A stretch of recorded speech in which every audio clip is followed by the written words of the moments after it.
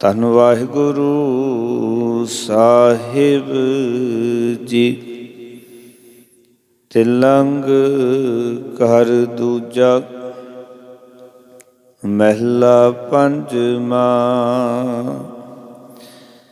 ਤੁਧ ਬਿਨ ਦੂਜਾ ਨਾਹੀ ਕੋਇ, ਤੂੰ ਕਰਤਾਰ ਕਰਹਿ ਸੋ ਹੋਇ। ਤੇਰਾ ਜੋਰ ਤੇਰੀ ਮਨ ਟੇਕ, ਸਦਾ ਸਦਾ ਜਪ ਨਾਨਕ ਏਕ। ਤੁਧ ਬਿਨ ਦੂਜਾ ਨਾਹੀ ਕੋਇ, ਤੂੰ ਕਰਤਾਰ ਕਰਹਿ ਸੋ ਹੋਇ। ਤੇਰਾ ਜੋਰ ਤੇਰੀ ਮਨ ਟੇਕ,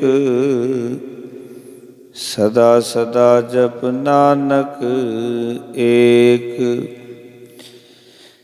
ਸਭ ਉਪਰ ਪਾਰ ਬ੍ਰਹਮ ਦਾਤਾਰ, ਤੇਰੀ ਟੇਕ ਤੇਰਾ ਆਧਾਰ। ਰਹਾਉ ਹੈ ਤੂੰ ਹੋਵਨਹਾਰ, ਅਗਮ ਅਗਾਧ ਊਚ ਆਪਾਰ। ਜੋ ਤੁਧ ਸੇ ਮੈਂ ਤਿਨ ਭਉ ਦੁਖ ਨਾਹੀਂ, ਗੁਰ ਪ੍ਰਸਾਦ ਨਾਨਕ ਗੁਣ ਗਾਹੇ। ਜੋ ਦਿਸੈ ਸੋ ਤੇਰਾ ਰੂਪ, ਗੁਣ ਨਿਧਾਨ ਗੋਬਿੰਦ ਅਨੂਪ। ਸਿਮਰ ਸਿਮਰ ਸਿਮਰ ਜਨ ਸੋਏ, ਨਾਨਕ ਕਰਮ ਪ੍ਰਾਪਤ ਹੋਏ। ਜਿਨ ਜਪਿਆ ਤਿਸ ਕੋ ਬਲਿਹਾਰ, ਤਿਸ ਕੈ ਸੰਗ ਤਰੈ ਸੰਸਾਰ। ਕਹੋ ਨਾਨਕ ਪ੍ਰਭ ਲੋਚਾ ਪੂਰ, ਸੰਤ ਜਨਾ ਕੀ ਬਾਛੋਂ ਤੂਰ। ਜਿਨ ਜਪਿਆ ਤਿਸ ਕੋ ਬਲਿਹਾਰ, ਤਿਸ ਕੈ ਸੰਗ ਤਰੈ ਸੰਸਾਰ। ਕਹੋ ਨਾਨਕ ਪ੍ਰਭ ਲੋਚਾ ਪੂਰ, ਸੰਤ ਜਨਾ ਕੀ ਬਾਛੋਂ ਤੂਰ। ਵਾਹਿਗੁਰੂ ਜੀ ਕਾ ਖਾਲਸਾ, ਵਾਹਿਗੁਰੂ ਜੀ ਕੀ ਫਤਿਹ। ਗੁਰੂ ਰੂਪ ਗੁਰੂ ਸਵਾਰੇ ਸਤਸੰਗੀ ਜਨੋ, ਸਤਿਗੁਰਾਂ ਨੇ ਕਿਰਪਾ ਕੀਤੀ ਹੈ। ਅੱਜ ਦਾ ਪਾਵਨ ਮੁੱਖ ਵਾਕ ਤਿਲੰਗ ਰਾਗ ਦੇ ਵਿੱਚ ਤਾਲ ਦੇ ਘਰ ਦੂਜੇ ਵਿੱਚ ਉਚਾਰਨ ਕੀਤਾ ਹੋਇਆ। ਧੰਨ ਧੰਨ ਗੁਰੂ ਅਰਜਨ ਦੇਵ ਜੀ ਮਹਾਰਾਜ ਪੰਚਮ ਪਾਤਸ਼ਾਹ ਜੀ ਦੀ ਪਾਵਨ ਦਰਸ਼ਨਾਂ ਤੋਂ ਦਰਗਾਹੀ ਬੋਲਾਂ ਦੀ ਆਮਦ ਹੋਈ ਹੈ। ਪਾਵਨ ਅੰਕ 723 ਦੇ ਉੱਤੇ ਇਹ ਦਰਗਾਹੀ ਬੋਲ ਦਰਜ ਹਨ। ਸਤਿਗੁਰੂ ਜੀ ਆਖ ਰਹੇ ਨੇ, ਸਭ ਉਪਰ ਪਾਰ ਬ੍ਰਹਮ ਦਾਤਾਰ, ਤੇਰੀ ਟੇਕ ਤੇਰਾ ਆਧਾਰ ਰਹਾਉ। ਆਖ ਰਹੇ ਨੇ ਕਿ ਅਕਾਲ ਪੁਰਖ ਵਾਹਿਗੁਰੂ ਜਿਹੜਾ ਕਿ ਸਾਰੇ ਜੀਵਾਂ ਨੂੰ ਦਾਤਾਂ ਦੇਣ ਵਾਲਾ ਹੈ, ਉਸ ਅਕਾਲ ਪੁਰਖ ਵਾਹਿਗੁਰੂ ਦਾ ਹੀ ਹੱਥ ਸਾਰੇ ਜੀਵਾਂ ਦੇ ਸਿਰ ਦੇ ਉੱਤੇ ਹੈ। ਭਾਵ ਕਿ ਅਕਾਲ ਪੁਰਖ ਵਾਹਿਗੁਰੂ ਹੀ ਸਾਰਿਆਂ ਦਾ ਰਾਖਾ ਹੈ। ਸਾਰਿਆਂ ਦੇ ਸਿਰ 'ਤੇ ਉਸ ਅਕਾਲ ਪੁਰਖ ਵਾਹਿਗੁਰੂ ਜੀ ਦੀ ਮਿਹਰ ਦਾ, ਬਖਸ਼ਿਸ਼ ਦਾ ਹੱਥ ਹੈ। ਅਤੇ ਤੇਰੀ ਟੇਕ ਤੇਰਾ ਆਧਾਰ ਰਹਾਉ। ਸਤਿਗੁਰ ਆਖ ਰਹੇ ਨੇ, ਹੇ ਅਕਾਲ ਪੁਰਖ ਵਾਹਿਗੁਰੂ, ਮੈਂ ਤੇਰੀ ਟੇਕ ਲਈ ਹੈ ਅਤੇ ਮੈਨੂੰ ਤੇਰਾ ਹੀ ਆਸਰਾ ਹੈ, ਤੇਰਾ ਹੀ ਸਹਾਰਾ ਹੈ। ਪਹਿਲੇ ਬੰਦ ਵਿੱਚ ਆਖ ਰਹੇ ਨੇ, ਤੁਧ ਬਿਨ ਦੂਜਾ ਨਾਹੀ ਕੋਈ, ਤੂੰ ਕਰਤਾਰ ਕਰੈ ਸੋ ਹੋਏ। ਹੇ ਅਕਾਲ ਪੁਰਖ ਵਾਹਿਗੁਰੂ, ਤੇਰੇ ਵਰਗਾ ਹੋਰ ਕੋਈ ਦੂਜਾ ਨਹੀਂ।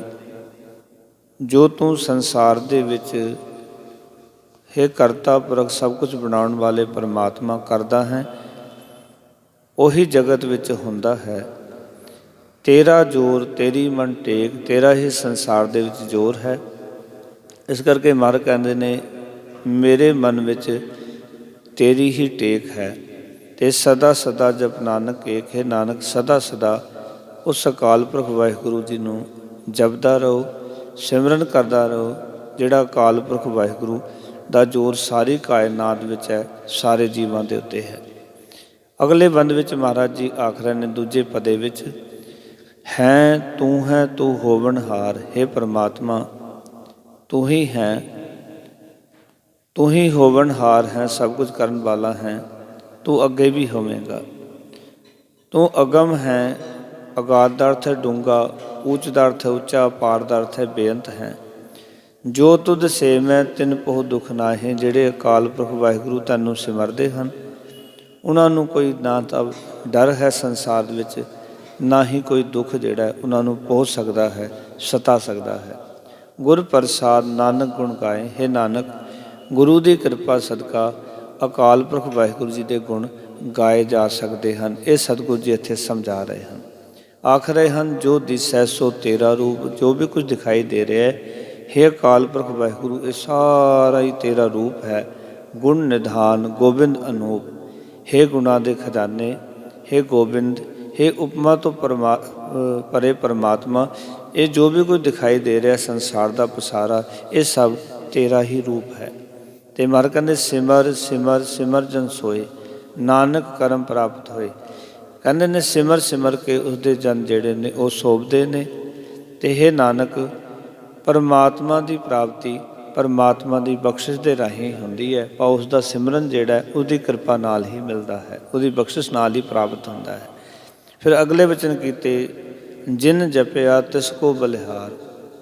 ਆਖਣ ਲੱਗੇ, ਹੇ ਭਾਈ, ਹੇ ਮਨੁੱਖ, ਜਿਨ੍ਹਾਂ ਨੇ ਅਕਾਲ ਪੁਰਖ ਵਾਹਿਗੁਰੂ ਜੀ ਦੇ ਨਾਮ ਨੂੰ ਜਪਿਆ ਹੈ, ਉਸ ਮਨੁੱਖ ਤੋਂ ਹੀ ਬਲਿਹਾਰ ਜਾਣਾ ਚਾਹੀਦਾ ਹੈ, ਕੁਰਬਾਨ ਜਾਣਾ ਚਾਹੀਦਾ। ਜਿਹੜਾ ਅਕਾਲ ਪੁਰਖ ਵਾਹਿਗੁਰੂ ਜੀ ਦੇ ਨਾਮ ਨੂੰ ਜਪਦਾ ਹੈ ਤੇ ਤਿਸ ਕੈ ਸੰਗ ਤਰੈ ਸੰਸਾਰ। ਉਹਦਾ ਸੰਗ ਕਰਕੇ ਇਹ ਸੰਸਾਰ ਜਿਹੜਾ ਉਹ ਭਵ ਸਾਗਰ ਤੋਂ ਪਾਰ ਹੋ ਜਾਂਦਾ ਹੈ।